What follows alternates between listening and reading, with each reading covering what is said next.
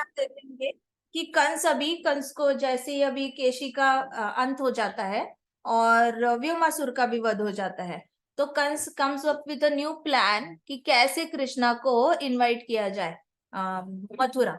तो ऑलरेडी चाणूर मुष्टिक इन लोगों ने सजेस्ट किया होता है कि इनको लाओ, इन दोनों को लाओ और हम लोग फंक्शन ऑर्गेनाइज करेंगे।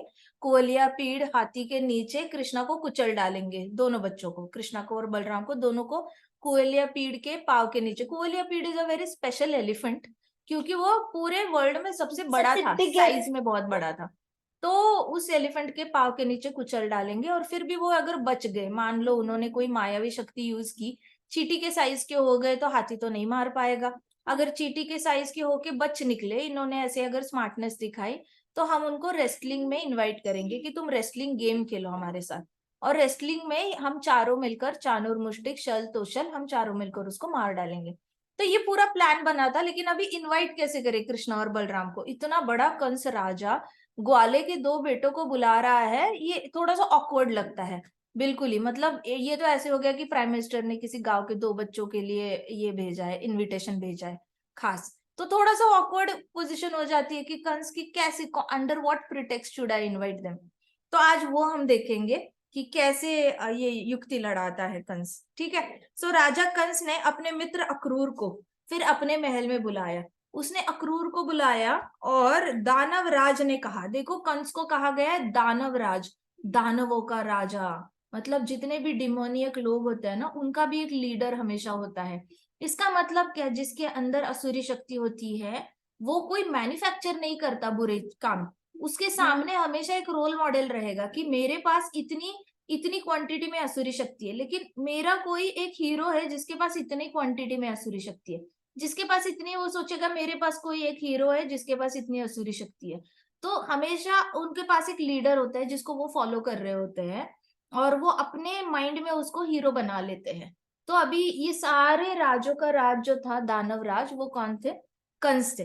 तो कंस ने कहा कि हे प्रिय मित्र अक्रूर, मैं चाहता हूं कि आप वृंदावन जाए, वहां नंद बाबा के घर कृष्ण तथा बलराम नामक दो लड़कों को ढूंढे और उन्हें सुंदर मथुरा नगरी देखने के लिए आमंत्रित करे, एवं उन्हें मथुरा में मल्ल युद्ध देखने का आनंद लेने दे। अभी कंस ने क्या किया? कंस ने अक्रूर को क्यों बोला? क्योंकि Akrur was known as a person जो धर्म को फॉलो करता है। हर राज्य में राजा कितना भी बुरा हो, उसकी मिनिस्ट्री में हर तरीके के लोग होते हैं। जैसे धृतराष्ट्र तो बुरा ही था, लेकिन विदुर थे, तो विदुर थोड़ा बहुत अच्छा बता देते थे। धृतराष्ट्र तो डिपेंड करता था, धृतराष्ट्र अपनी मनमर्जी करता था, उसको कितना भी अच्छा बताए उसने सुनना नहीं था किसी की, उसने अपनी मनमर्जी करनी थी।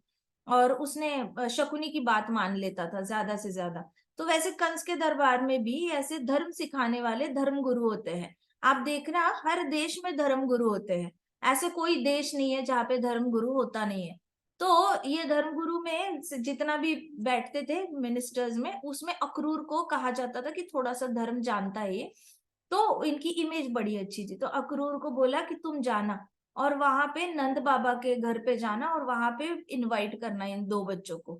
अभी बड़ा ही ऑकवर्ड लगेगा कि कारण क्या बताए, क्यों इनवाइट कर रहे हैं? तो बोलना हम फेस्टिवल ऑर्गेनाइज कर रहे हैं, तो हम सारे गांवों में से थोड़े थोड़े जितने भी राजा है, हर गांव का एक राजा है, तो उन राजा के परिवार को हम इनवाइट कर रहे हैं, ऐसे बताना उनको। तो कहते ठीक है चलेगा, क्योंकि नंद बाबा पूरे गोकुल को राज करते थे, नंद महाराज कहा जाता है।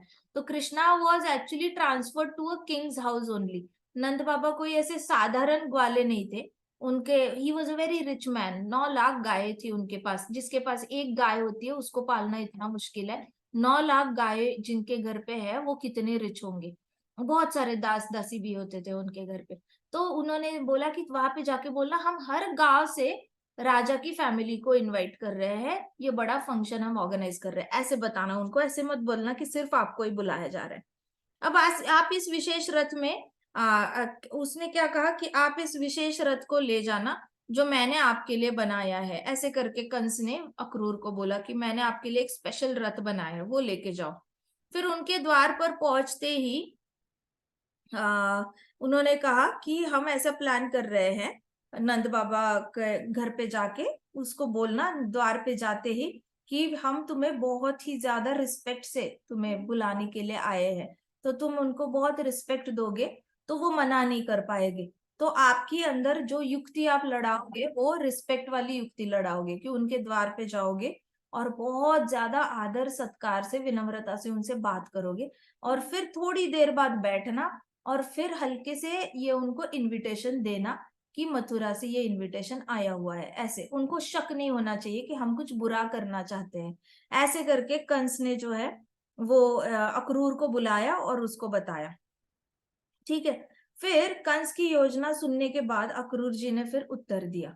अक्रूर जी ने कहा, मित्र होने के नाते जैसा आप चाहते हैं वैसे मैं शीघ्र ही करूंगा और कृष्ण और बलराम को यहाँ पे लेके आऊंगा। अक्रूर ने कहा, मैं तो आपका फ्रेंड हूँ, तो आप जो बता रहे हो मैं वो इमीडिएटली करूंगा। मैं जल्दी ही कृष्ण और बलराम को यहाँ पे लेकर आता हूँ। तो कंस असुर था और कृष्ण से बहुत द्वेष करता था। अक्रूर जी ने सोचा, इस असुर कंस की बहुत भयंकर योजना लगती है। अक्रूर को फिर कंस ने बाद में बताया कि हमने ऐसा प्लान किया है, कुवलया पिड़का वगैरह। तो ये पूरे दरबार में ओपनली प्लान करता था कंस, ऐसे कोई छुप छुप के प्लान तो करता नहीं था। तो पूरे दरबार में चाणूर मुष्टिक सब लोग थे, सबके सामने ओपनली प्लान हुआ था, इन दो बच्चों को बुलाया जाएगा, कुवलया पेड़ के नीचे मारा जाएगा, बच गए तो रेस्टलर्स मारेंगे। तो फिर अक्रूर ने सोचा कि ये कंस की बहुत भयंकर योजना है, लेकिन कृष्ण तो परमात्मा रूप में सबके हृदय में बैठे हुए हैं। कृष्ण को ऑलरेडी पता होगा कि कंस क्या सोच रहा है, तो इसलिए मुझे चिंता करने की जरूरत नहीं है कि कृष्ण बलराम सेफ कैसे रहेंगे। ऐसे करके अक्रूर ने अपने दिल को समझाया। अक्रूर ने सोचा कि कंस के हृदय में ऑलरेडी परमात्मा बनकर कृष्ण है, उनको तो सब कुछ पता ही होगा, तो मुझे इतनी टेंशन लेने की जरूरत नहीं है, मुझे जो बताया जाता है वो मैं चुपचाप कर लेता हूँ। ऐसे करके अक्रूर जो है ना अपने आप को समझाने की कोशिश कर रहे थे। फिर अक्रूर ने क्या किया, फिर अक्रूर के आंखों से पानी आ रहा था बार बार। उसके उसको ऐसे लग रहा था कि मैं ये क्यों कर रहा हूँ, मैं मना कैसे क्यों नहीं कर पा रहा हूँ कंस को। मैं मना करना चाहता हूँ लेकिन मैं मना नहीं कर पा रहा हूँ, क्योंकि वो है भी बड़ा भयंकर राजा, उसको थोड़ा सा भी नो बोलो तो वो सर काट डालता है। तो अक्रूर को ऐसे लग रहा था, क्या मैं भयभीत हो रहा हूँ अपने दोस्त से? क्या मैं अपने प्राणों से इतना ज्यादा प्रेम करने लगा हूँ कि मैं अपने दोस्त को गलत काम करने से भी नहीं रोक सकता? ये मेरे से हो क्या रहा है? तो आंखों में आंसू है, कृष्ण और बलराम को लेके आना नहीं चाहते, फिर भी जा रहे हैं। और उनके हृदय में उनको ज्ञान तो पूरा है कि कृष्ण और बलराम को सब पता है और उनको कोई नहीं मार सकता।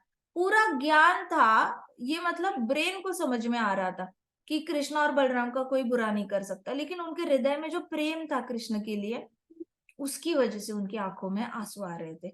वो उनको लग रहा था कि अननेसेसरी कृष्णा को अभी तकलीफ होगी, कृष्णा को तकलीफ उठानी पड़ेगी, इतना लंबा ट्रैवल करके आना पड़ेगा, कंस को मारना पड़ेगा। ये सारा सोचकर उनको ऐसे लग रहा था मैं गलत काम कर रहा हूँ, तो बहुत ही ज्यादा गिल्टी ट्रिप में चले गए थे अक्रूर। और जाते जाते वो जा तो रहे थे रथ से, लेकिन पूरी आंखें भर गई थी, तो उनको आसपास की सीनरी कुछ दिख नहीं रही थी। ग्रीनरी थी, कभी कभी पानी आता था, कुछ नहीं दिखता था, उनकी आंखों में आंसू थे, वो बस घोड़े हाँकते जा रहे हैं और आगे चले जा रहे हैं। तो यहाँ पे प्रभुपाद कहते हैं कि भक्त जो होता है ना, भक्त प्रभु के प्रेम में हमेशा रोता है। तो भक्त जो होता है, कहते हैं कि जोगी जागता है और भोगी सोता है। जोगी जागता है, भोगी सोता है, लेकिन भक्त प्रभु के प्रेम में रोता है। तो ये भक्ति का रूप था जो अक्रूर ने डिस्प्ले किया था। तो यहाँ पे अक्रूर हृदय में कृष्ण के प्रेम से ओतप्रोत थे। फिर अक्रूर कृष्ण से कब मिलेंगे, इसकी उनको उत्सुकता भी बहुत थी कि कब मैं मिलूंगा कृष्ण से, कब मिलूंगा। तो वो अर्ज थी, वो उनसे कंट्रोल नहीं हो रही थी कि मैं कब दर्शन करूंगा। तो थोड़ी देर के लिए वो ये भूल ही गए थे कि उन्होंने कृष्ण बलराम को वापस लाना है। उनके लिए तो ऐसा था कि मैं आज कृष्ण बलराम के दर्शन करूंगा, फाइनली दर्शन करूंगा। जब से प्रकट हुए तब से दर्शन नहीं हुआ, तो उसके लिए भी वो बहुत ज्यादा एक्साइट हो चुके थे। तो अक्रूर मन ही मन में सोच रहे हैं, जब कृष्ण बलराम मुझे देखेंगे तो निश्चित ही मेरे गले लग जाएंगे और मेरा आलिंगन करेंगे। मैं अपने दोनों हाथ जोड़कर वहां पे खड़ा हो जाऊंगा और उनको दंडवत कर लूंगा, फिर मैं उनको आलिंगन करूंगा। कृष्ण और बलराम अवश्य अवश्य मुझे पुकारेंगे, अक्रूर चाचा, अक्रूर चाचा, ऐसे करके भागते हुए मेरे पास आएंगे और मेरे गले लग जाएंगे। वह मेरे जीवन का सर्वश्रेष्ठ विशेष घड़ी होगी। तो एक टिपिकल भक्त जो होता है ना, वो यही सोचता है कि मृत्यु के बाद जब मैं विरजा नदी क्रॉस करूंगा, तो कृष्ण भगवान आएंगे और गले लगा लेंगे भक्त को। भक्त को हमेशा वो घड़ी का इंतजार होता है कि कब वो बैक टू गॉडेड जाएगा और कृष्ण को दंडवत करेगा और कृष्णा फिर उसको गले लगाएंगे। फिर कृष्णा की आंखों से आंसू निकलेंगे, भक्त की आंखों से आंसू निकलेंगे। कृष्णा की छाती गीली होगी भक्त के आंसुओं से, और भक्त की जो पीठ होती है वो कृष्णा के आंसुओं से गीली होगी। तो ऐसे करके भक्त को बहुत ज्यादा विरह फील होता है कृष्णा से। जैसे जैसे भक्ति बहुत ज्यादा मच्योर होने लगती है, वैसे भक्त सफोकेट होने लगता है। बहुत ज्यादा उसको ऐसे लगता है कि वो भौतिक जगत में सांस नहीं ले पा रहा है, उसको रहना नहीं आ रहा है इस भौतिक जगत में, उसको वापस जाना है, वापस जाना है। कब मिलेगा? जैसे एक बच्चे को होता है ना, मैं कब घर जाऊं, अपनी मम्मा से कब मिलूं, कब मिलूं। वैसे वाला जो फीलिंग होती है वो भक्त को आ जाती है बाद बाद में। जितनी ज्यादा भक्ति परिपक्व होगी, उतना भक्त प्रभु के प्रेम में रोएगा, प्रभु के प्रेम में तड़पेगा।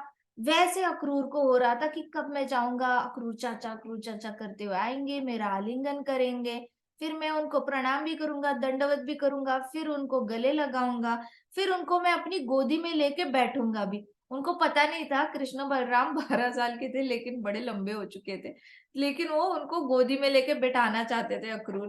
तो अक्रूर कहते फिर मैं उनको अपनी गोदी में बिठाऊंगा और गोदी में बैठ के मैं उनको मिठाई खिलाऊंगा। ऐसे करके ना अपने मन के ख्याली पुलाव बनाते बनाते बनाते ना अक्रूर जा रहे थे, वृंदावन जा रहे थे। अक्रूर जी बहुत उत्साहित हो चुके थे।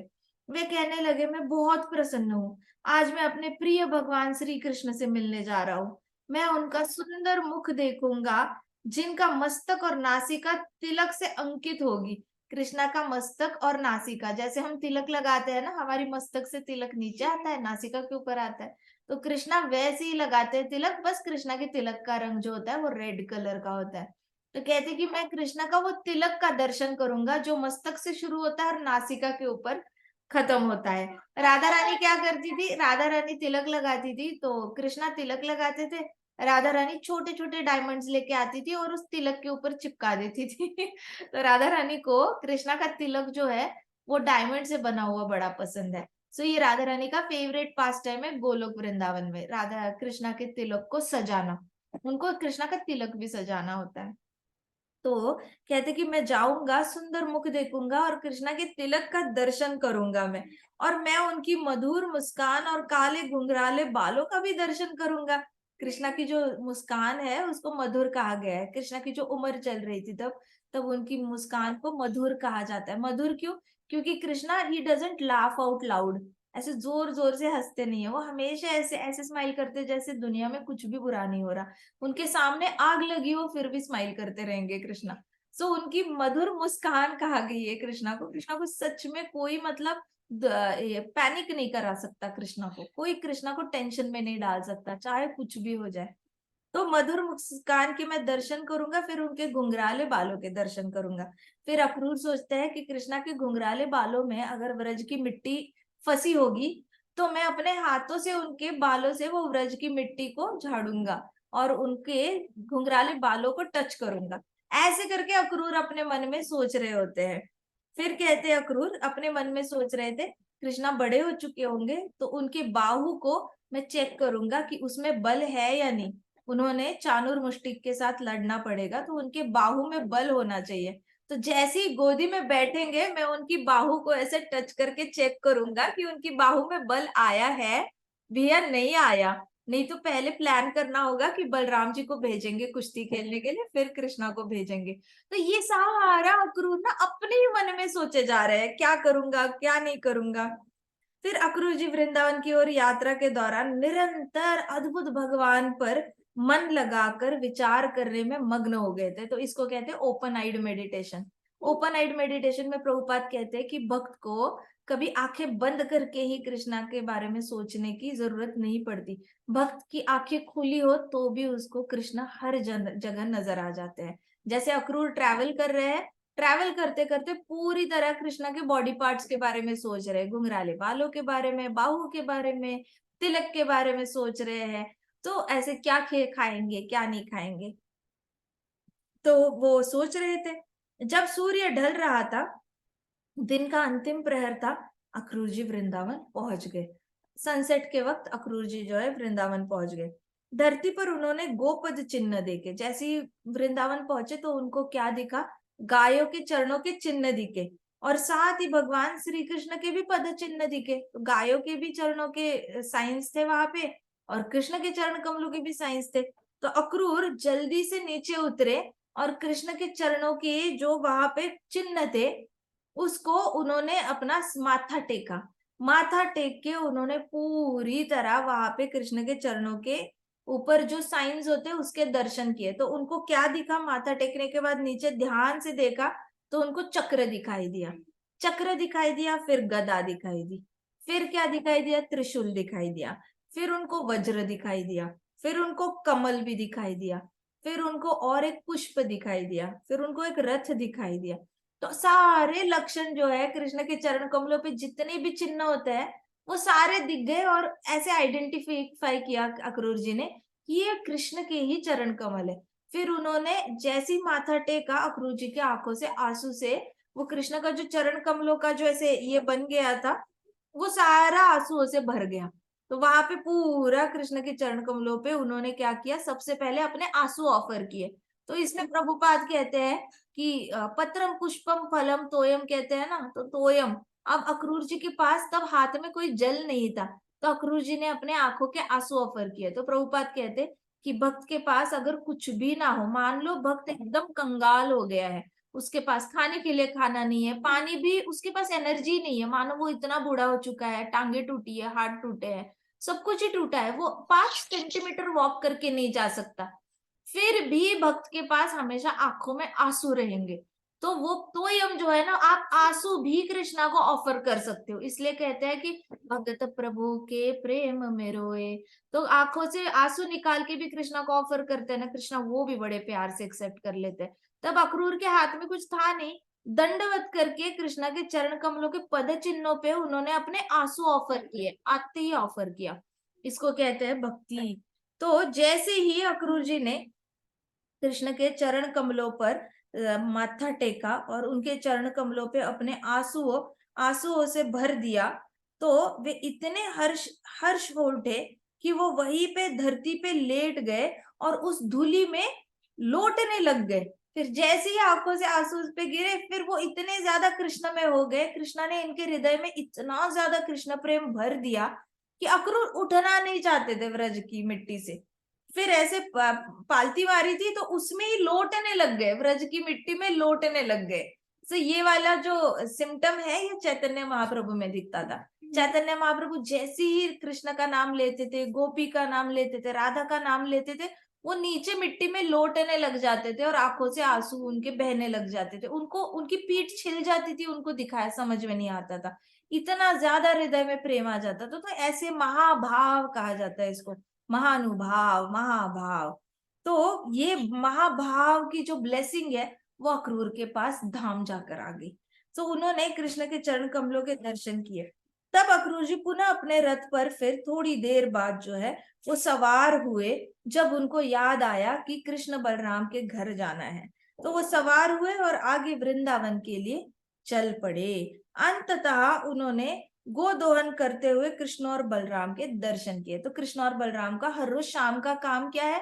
जैसे ही कृष्ण बलराम गायों को चरा कर लाते हैं बछड़ों को, तो सबसे पहले वो बछड़े जो होते हैं, गाय जहां पे बांधी है ना वहां पे बछड़े भाग कर जाते हैं और अपनी माँ का दूध पीते हैं। अब वो आके सारा अपनी माँ का दूध खत्म कर देंगे, इसलिए उनका काम क्या होता है? बछड़ों को दूसरे जगह पर बांध देना और सबसे पहले जाना और मटके में जो है वो सारा दूध निकालना, क्योंकि बच्चों को देखकर ही सारे गायों को इतना ज्यादा दूध आ जाता था। तो फिर कृष्ण बलराम क्या करते थे? बड़े बड़े मटके ले जाते थे और गोदोहन करते थे, दूध निकालते थे। ढेर सारा दूध निकालने के बाद साइड हो जाते थे, फिर बछड़ों को छोड़ देना गायों के पास, अपनी अपनी माओ के पास, फिर उनको जितना दूध पीना है वो पी ले। तो ये हर रोज की एक्टिविटी होती थी, चरा के लाना बच्चों को, सारे जितने भी काउस के बच्चे हैं, काफ्स है, उनको चरा के लाना, फिर उनको बांधना, उनको देखकर सारी गायों को दूध आ जाएगा, फिर वो दूध निकालना, दूसरे दिन ग्वाले जो नंद बाबा के जितने भी है वहां पे वो सारा बेचने चले जाएंगे, और फिर इधर बच्चों को जो है रात को दूध मिल जाएगा। ऐसे करके ये सारे, हर गाय का जो बच्चा होता है वो रात को फिर उसी के पास सो जाता था। तो वो जो लीला चल रही थी कृष्ण बलराम की दूध निकालने की, तो ऐसे करके अक्रूर जी जैसे जा रहे थे, उनको गौशाला में ही कृष्ण बलराम दिख गए, दूध निकाल रहे थे, गोदोहन कर रहे थे गाय का। तो वे अत्यंत सुंदर लग रहे थे। कृष्णा दूध निकालते निकालते ऐसे करके अपने मुंह में दूध डाल रहे थे और बीच में खुद भी पी रहे थे। तो अक्रूर जी ने देखा कि ये कृष्णा दूध कम निकाल रहे, पी ज्यादा रहे, खुद तो मतलब उनकी पूरी बालों पे भी दूध आया हुआ है, गालों पे भी दूध आया हुआ है, और देख रहे थे ये दोनों बच्चे जो है छोटे छोटे, वो मस्ती भी बड़ी कर रहे हैं दूध निकालते। तो वो देखकर अक्रूर जी ही चकल्ड चकल्ड, इसमें विदुर जो है वो कहते कि वो ऐसे हंसे, मैत्रेय मुनि भी बताते कि वो हंसे थे, चकल्ड हंसे थे अक्रूर जी उनको देखकर कि मस्ती करते करते दूध निकाल रहे हैं। तो कृष्ण के नेत्र कमल जो थे वो दल के समान सुंदर थे। कृष्ण की आंखें जो है वो दल की तरह क्यों कहा जाता है? कृष्ण की आंखें गीली गीली होती है, कृष्ण की आंखें सूखी सूखी नहीं होती। कृष्ण की आंखों में देखना हमेशा आपको एक मॉइस्चर दिखेगा, ऐसे पानी से भरी हुई आंखें होती है कृष्णा की, बहुत शाइन करती है। तो उसमें से कृष्णा की क्या बहती है? करुणा बहती है। कृष्ण की करुणा हमेशा आंखों से जाती है। सो कृष्णा की जो कृपा होती है वो भी आंखों से कृष्णा ट्रांसफर करते हैं। तो उनकी आंखों में बहुत ज्यादा गीली आंखें लग रही थी, तो उनकी आंखें चमक बहुत रही थी। अक्रूर जी ने इतने टाइम में ये भी नोटिस कर लिया। कृष्ण ने पीतांबर कलर की वस्त्र पहने थे और बलराम जी ने नीलांबर कलर के पहने थे। तो Balram ji basically royal blue colour की धोती पहनी थी, कृष्णा ने जो है वो येलो कलर की धोती पहनी थी। तो कृष्ण श्यामल थे। कृष्ण का कलर जो था वो भरे हुए बादल होते हैं ना, बारिश होने वाली है, भरे हुए बादल है, जब भी आप भरे हुए बादल देखोगे डिट्टो वही कलर कृष्णा का है। ना वो ब्लू कलर के है ना वो डार्क ग्रे कलर के है, ब्लू और लाइट ग्रे को मिक्स कर दो ना तो वो कलर के है कृष्णा। सो कृष्णा को श्याम रंग इसलिए कहा जाता है क्योंकि उसमें ग्रे कलर भी मिक्स हो जाता है, शाम का कलर मिक्स हो जाता है। तो कृष्णा का कलर ही अलग था और सारे बच्चों में अलग से दिखते थे कृष्णा। और बलराम जी भी एकदम ट्यूबलाइट जैसे चमकते थे, मतलब उनका कलर कोई ऐसे गोरा कलर नहीं है बलराम जी का। Balram ji pure white colour, white marble होता है ना वैसे वाला। आप जब भी चांद को देखोगे ना, चांद का जो कलर है वो बलराम जी का। तो दोनों बच्चे एकदम अलग ही दिखते थे। बहुत सारे बच्चे हैं, आप 10 लाख बच्चों में भी कृष्ण और बलराम को आप आइडेंटिफाई कर सकते हो क्योंकि इनके कलर्स ही यूनिक है। तो अक्रूर ने देखा कि ये दोनों का रंग एकदम ही यूनिक था। तो अक्रूर जी देखते ही रह गए और उनके शरीर पर महकदार चंदन का आलेप भी किया हुआ था। गर्मियां चल रही थी तो कृष्णा के ऊपर चंदन का लेप लगाया हुआ था, उसको गर्मी ना लगे, दोनों को लेप लगाया था। तो वे गजों की भांति बलशाली भी लग रहे थे।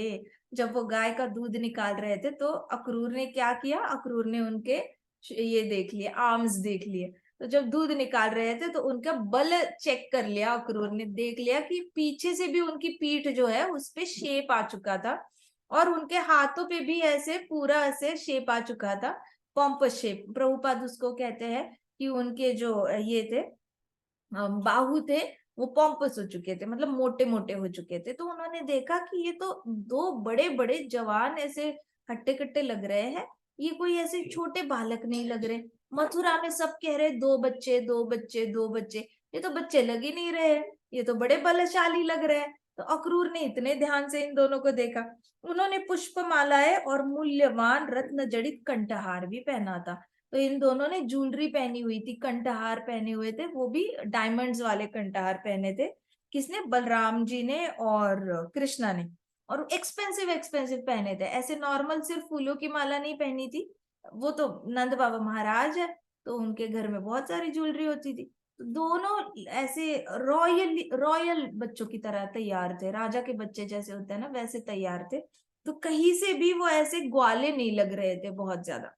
तो दोनों भाइयों ने अक्रूर जी को देखते ही प्रसन्न चित्त मुद्रा से उनका स्वागत किया। जैसे ही इन दोनों ने देखा तो इन दोनों ने ऐसे देखा और स्माइल दी, अक्रूर जी को उन्होंने स्माइल दी। अक्रूर जी तत्काल ही रथ से कूद पड़े और उन्होंने सम्मानार्थ कृष्ण और बलराम के चरण स्पर्श किए। फिर अक्रूर जी रथ से जंप करे, जाकर कृष्ण और बलराम के चरणों को उन्होंने स्पर्श किया।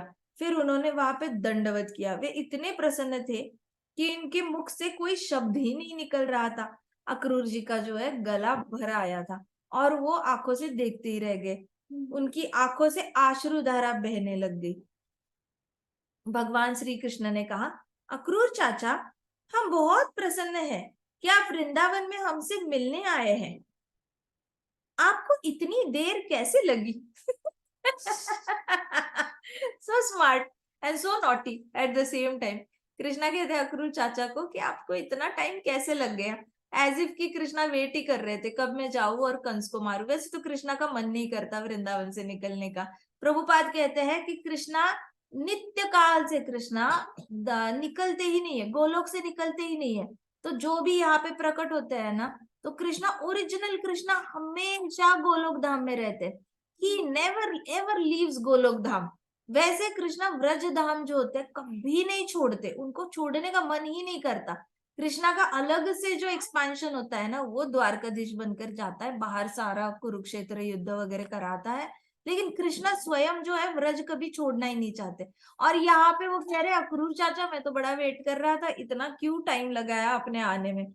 तो अक्रूर जी ने दोनों हाथों से कृष्ण के सामने हाथ जोड़े और कृष्ण ने अक्रूर जी के हाथों को फिर खींचा और इन्हें हृदय से लगा लिया। कृष्णा ने क्या किया, जैसे अक्रूर जी ने हाथ जोड़ के वो कुछ क्षमा मांगने वाले थे, कृष्णा ने उनके हाथ ही ऐसे खींचे, ऐसे किया था तो उनके हाथ खींचे ऐसे और गले लगा लिया अक्रूर जी को।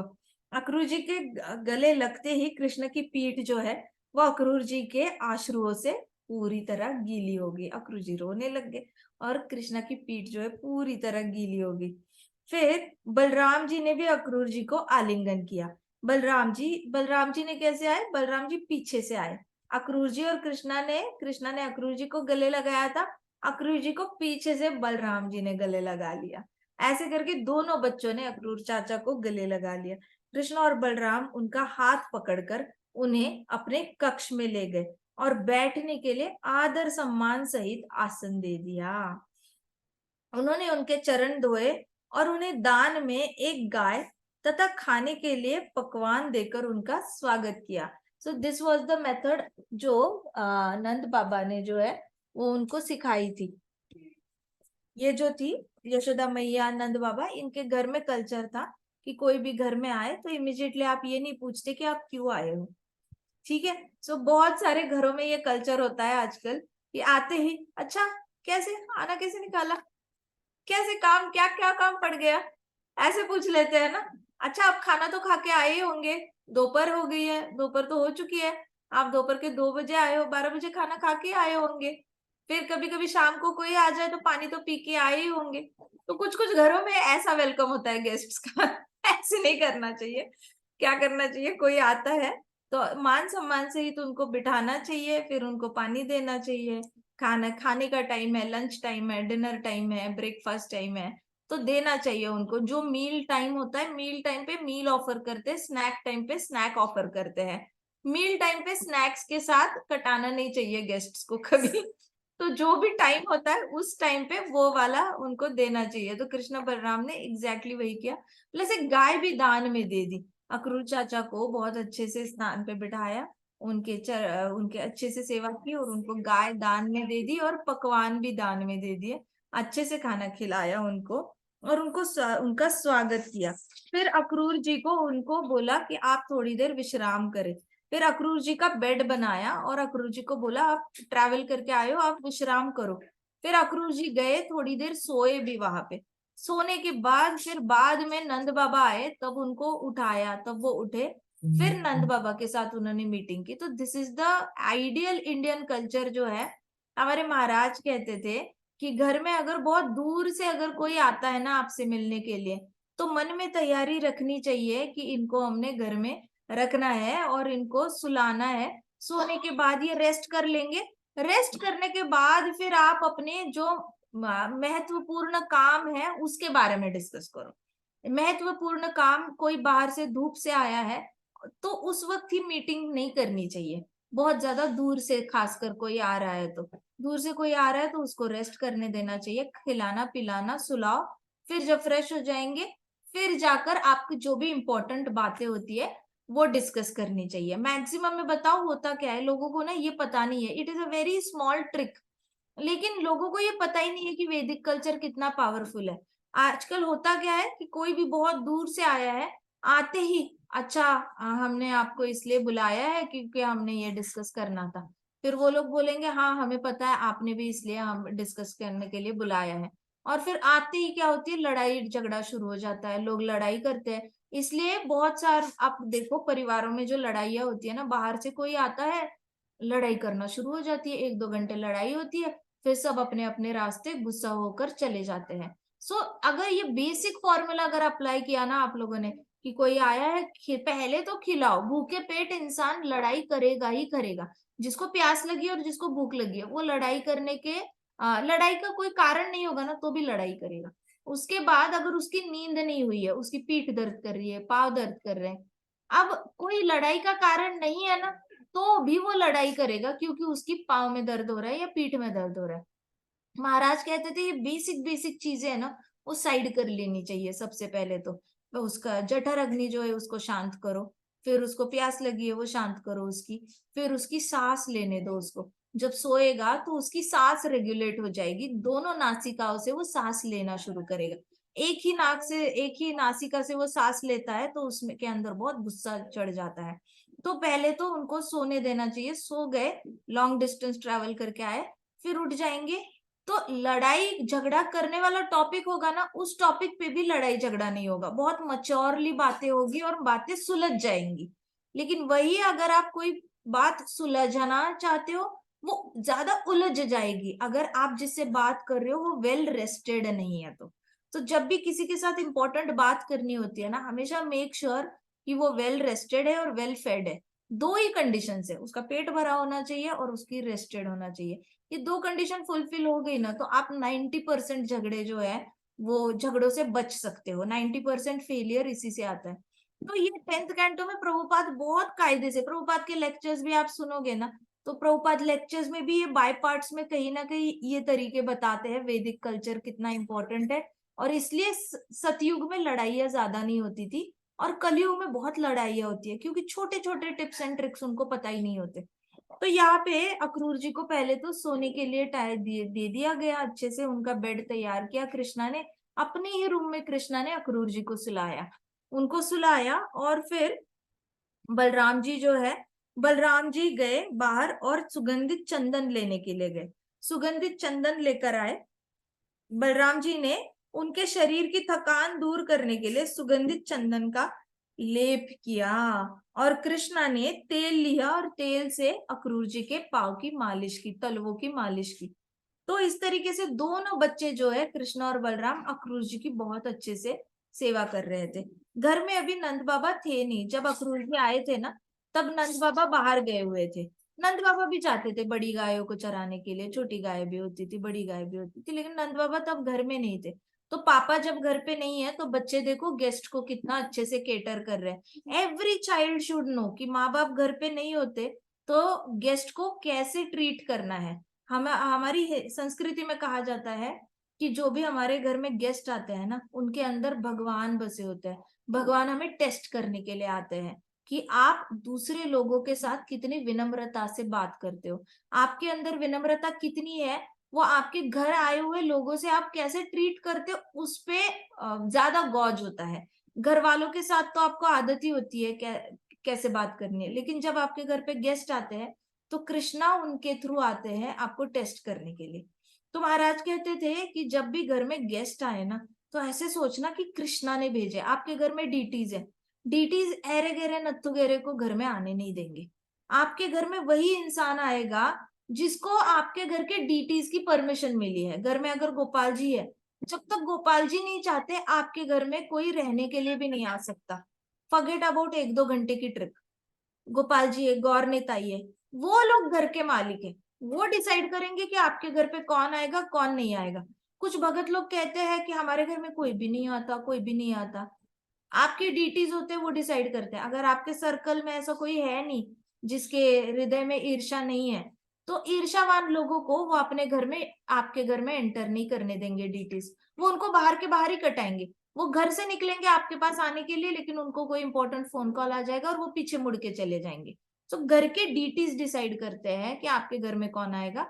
भक्त नहीं डिसाइड करता कौन आएगा मेरे घर पे कौन नहीं आएगा।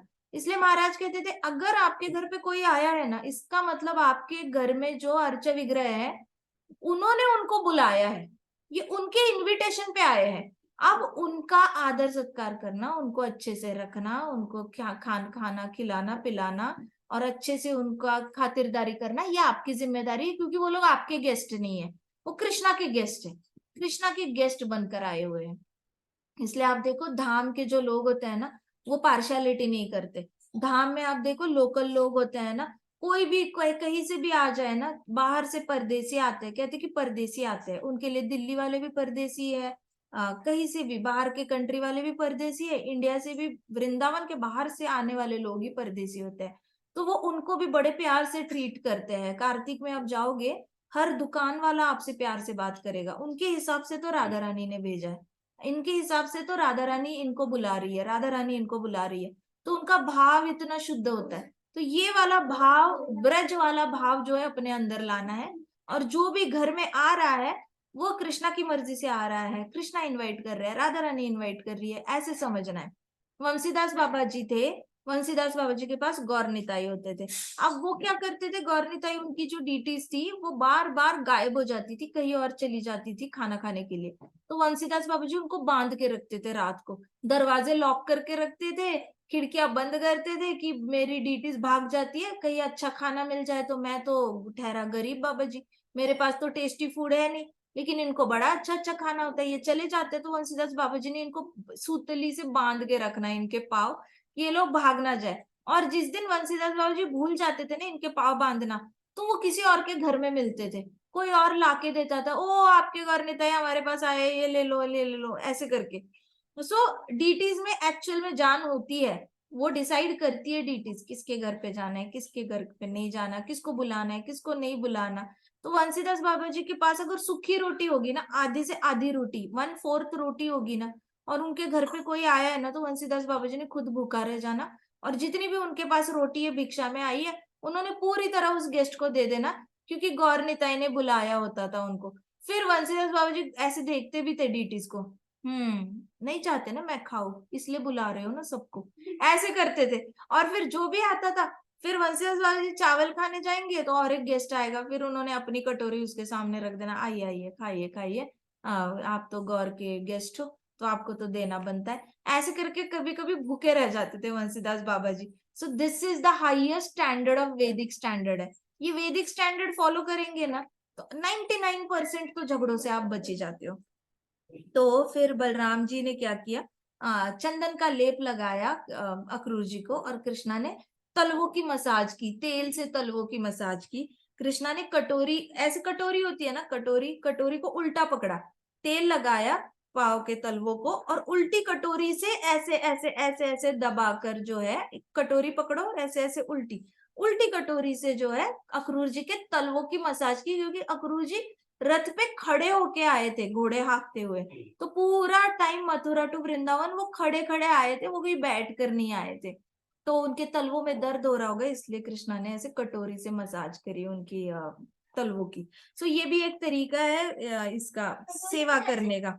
उल्टी कटोरी, तेल लगाओ तलवों पर, और ये सपोज ऐसी कटोरी है, उल्टी कटोरी पकड़ के ऐसे ऐसे दबा दबा के मसाज करो। तो कृष्णा ने जो है अक्रूर जी के तलवों की मसाज की। फिर नंद बाबा जो है वो बाहर से आए, नंद बाबा ने बाहर ही रथ देखा, तो नंद बाबा को बहुत डर लगा। नंद बाबा को लगा कि कौन आ गया, इतने मतलब वो रथ सारा हीरे मोती से पूरी तरह डेकोरेटेड था, और सोने का रथ था, तो बहुत एक्सपेंसिव रथ लग रहा था। तो नंद महाराज को लगा अब कौन आया यहाँ पे, वापस कोई ना कोई, उनको क्या लगा कि मथुरा से पक्का कोई ना कोई प्लान हुआ है, और उनका बेटा जो है वो कोई लेने के लिए आया है। नंद महाराज को इमीडिएटली डाउट हो गया, क्योंकि वसुदेव से जब वो मिले थे, वसुदेव ने बोला था कि सही टाइम आएगा तो मैं कृष्ण और बलराम को बुला लूंगा। अब उनको क्या लगा कि वसुदेव ने रथ भेजा है कृष्ण और बलराम को बुलाने के लिए, तो नंद बाबा को बाहर रथ देखकर ही उनके हाथ पांव कांपने लग गए, और उनकी जो जिह्वा है वो ऐसे ऐसे थोड़ी सी ये होने लग गई, शिवर होने लग गई। और उनको लग गया कि अब मेरे बच्चों को लेके जाने के लिए कोई आया है, बच्चों को लेने के लिए शायद वसुदेव ने भेजा है रथ, वसुदेव ही आया होगा। अपने बेटों को तो लेके जाएगा, वो मेरे पास तो रखेगा नहीं। ऐसे करके नंद बाबा के दिमाग में बहुत सारे ख्याल चलने लग गए। तो जैसे ही नंद बाबा ने आए, रात्रि के भोजन के पश्चात फिर वहां पे आए और उन्होंने अक्रूर जी को देखा। और जैसे ही उन्होंने अक्रूर जी को देखा तो नंद बाबा समझ गए थे कि कुछ सीरियस टॉपिक है जिसको डिस्कस करने के लिए अक्रूर जी आए हुए हैं। तो नंद बाबा ने उनको देखा और फिर अपने पाँव जो है वो धोने के लिए चले गए। पाँव धोकर उन्होंने अपने मस्तक को शांत कर लिया। फिर रात्रि के भोजन के पश्चात कृष्ण और बलराम ने अक्रूर जी को शुभ रात्रि कहा, गुड नाइट कहा। और कृष्ण और बलराम जो है, कृष्ण ने फिर पूछा, मथुरा में मेरे मित्र कैसे हैं, राजा कंस क्या कर रहे हैं? कृष्ण ने पूछा, कह रहे मथुरा में मेरा बेस्ट फ्रेंड क्या कर रहा है, राजा कंस क्या कर रहे हैं?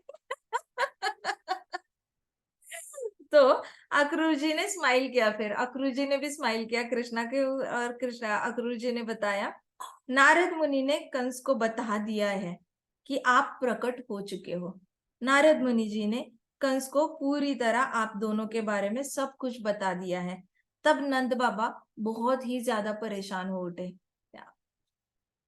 अक्रूर जी ने नंद को बताया कि डरने की कोई जरूरत नहीं है, कृष्ण और बलराम कोई साधारण बालक है नहीं। फिर अक्रूर, जब से नंद बाबा आए थे, अक्रूर जी को देख रहे थे, नंद बाबा ने कुछ नहीं बोला था। नंद बाबा पूरे टाइम शांत शांत बैठे हुए थे, कुछ नहीं बोल रहे थे। जब कृष्णा ने अक्रूर जी को बताया, अक्रूर जी ने जब नंद बाबा को बताया, तो अक्रूर जी को समझ में आ गया था कि नंद बाबा का भाव क्या है, नंद बाबा को कितनी टेंशन हो रही है। तो उन्होंने वहीं पे कृष्ण और बलराम के सामने ही नंद बाबा को बोला कि आपको चिंता करने की जरूरत नहीं है, कृष्ण और बलराम कोई साधारण बालक है नहीं। फिर अक्रूर जी ने कहा कि नारद मुनि ने ये भी बताया है कि आपके दोनों पुत्र जो है वो आपके पुत्र नहीं है, बल्कि वसुदेव और देवकी के पुत्र है, और उन दोनों को बंदी बना लिया गया है। जैसे ये सोचा, नंद बाबा और टेंशन में आ गए। फिर अक्रूर जी ने नंद बाबा को बताया कि इन दोनों को कारागृह में बंद करके और ज्यादा पीड़ा दी जा रही है, और वो चाहते हैं कि इस पीड़ा को आपको पता चले कि कैसे कृष्णा और बलराम के जो माता पिता है उनको तंग किया जा रहा है। तो अक्रूर जी ने ये भी बताया कि कंस ने इसीलिए उनको बंदी बनाया है ताकि कृष्ण और बलराम को पता चले कि अर्जेंसी बहुत ज्यादा है, अब वो पीछे होल्ड बैक नहीं कर सकते, अगर रुके तो यहाँ पे उनके माँ बाप की जान जा सकती है। तो ये पूरा प्लान जो था वो थोड़ा सा थ्रेटन करने वाला भी, धमकी देने वाला प्लान था कि अगर आप आए नहीं तो आपके माँ बाप को मार दिया जाएगा। तो इसलिए अक्रूर ने पूरा ट्रांसपेरेंसी रखकर बता दिया कि देवकी और वसुदेव को बहुत ज्यादा तंग किया जा रहा है कारागृह में। वसुदेव को उल्टा लटकाया था कुएं के ऊपर, जिस कुएं में सांप होते हैं उस कुएं के ऊपर वसुदेव को उल्टा लटकाया था, और देवकी को बेड़ी में डालकर देवकी को ऐसी ऐसे कट्टे पे बिठाया था, कट्टे पे बिठाकर वहां से वो देख पाती थी कुएं के अंदर कि जब भी अगर कोई सांप काटेगा तो उसको अपने पति की मृत्यु जो है अपनी आंखों से देखनी पड़ेगी। तो जब भी वसुदेव को नीचे करते थे तो देवकी चीखती थी, चिल्लाती थी और बोलती थी, छोड़ दो मेरे पति को, छोड़ दो, उनकी कोई गलती नहीं है, मैंने ही उनको बोला था कि बचाओ मेरा एक पुत्र तो बचाओ, मेरे सारे बच्चे चले गए, मैंने उनको, उनकी कोई गलती नहीं, उनकी जगह मुझे बांध दो। फिर वसुदेव कुछ नहीं बोलते थे और वसुदेव को वापस ऊपर उठाते थे, फिर वापस नीचे ले जाते थे, और ऐसे करके देवकी को मेंटल टॉर्चर कर रहे थे। और वसुदेव को तो वैसे भी टॉर्चर था ही, डरा डरा डरा कर। तो ये सारा जो पूरा ये जो था किस्सा, ये पूरा अक्रूर ने जो है कृष्ण बलराम और नंद बाबा को बताया। फिर नारद मुनि ने उसे यह भी बताया है कि कैसे जन्म के तुरंत बाद जो है वसुदेव आप दोनों को, को वृंदावन लेके आए थे, और कैसे कारागृह के सारे सैनिक सो गए थे।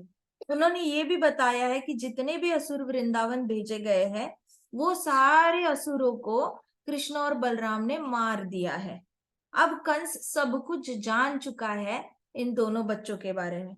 अब कंस ने मथुरा में होने वाले उत्सव में दोनों बालकों को मारने के लिए एक योजना बनाई है। ऐसे भी करके अक्रूर ने पूरी तरह पूरा इंफॉर्मेशन जो है इनको बता दिया कि कंस की योजना है कि दोनों बालकों को मल्लों के हाथों मारने की योजना है, या फिर कोलिया पीड़ हाथी के हाथों मारने की योजना बना रखी है। ऐसे करके अक्रूर ने पूरी इंफॉर्मेशन दे दी। फिर वहां पे नंद बाबा जो थे वो खाना ही नहीं खा पा रहे थे, भोजन कर नहीं पा रहे थे, उनके मुंह से एक निवाला नहीं जा रहा था। जब से नंद बाबा आए थे, उन्होंने ना पानी पिया था ना खाना खाया था। वो बस वेट कर रहे थे कब बम गिरेगा, कब बम गिरेगा, अब क्या बताने वाले अक्रूर, क्या बताने वाले, मेरे बच्चों का क्या होने वाला है। तो नंद बाबा खाना नहीं खा पा रहे थे, बोल नहीं पा रहे थे, शॉक्ड थे, पूरी तरह शॉक होकर एक स्टैचू की तरह बैठे थे। He was not able to speak anything. और कृष्ण और बलराम बस एक दूसरे को आंखों में आंखें डाल दे के स्माइल कर रहे थे कि अच्छा ऐसे प्लान है, ओके देखी जाएगी, कोई बात नहीं।